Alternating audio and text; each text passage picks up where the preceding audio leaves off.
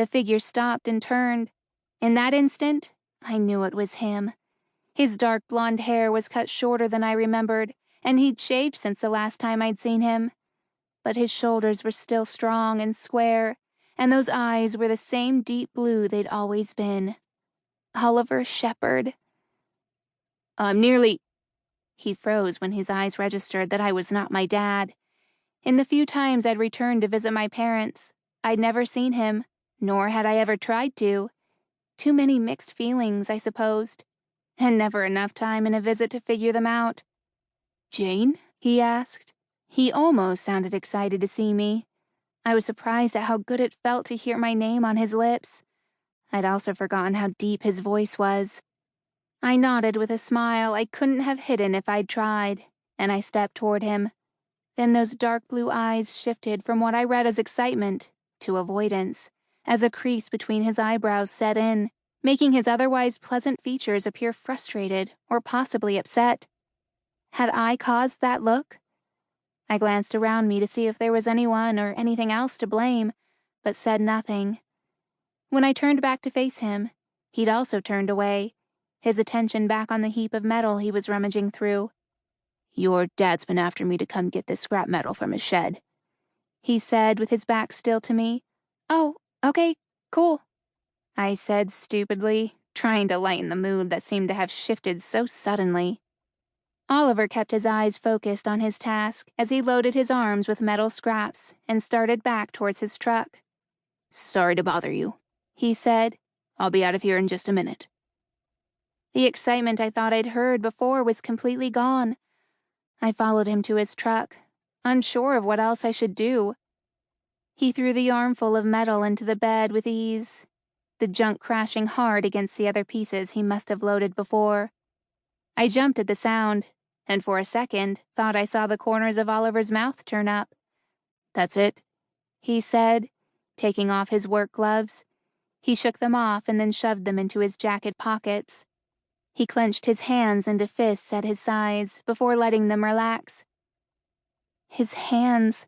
I'd forgotten how strong his hands had always looked. Tanned and capable.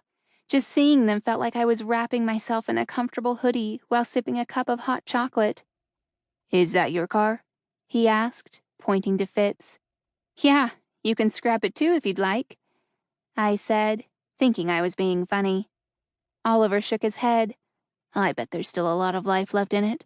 Everyone's always looking to move on to something better. Hang on to it.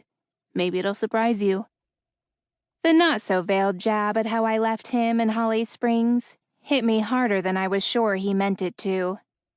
He had no idea what James had done, or the depth of pain I felt from being tossed to the curb, but his words hurt just the same.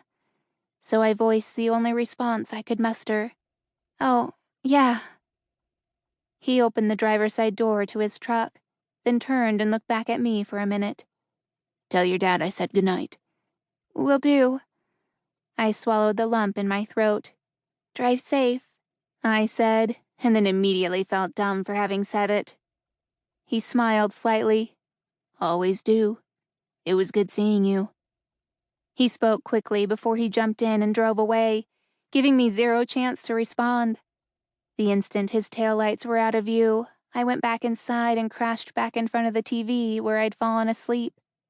This time, though, I didn't have fatigue to distract me from my thoughts. What if I'd never left? Could I have been with Oliver?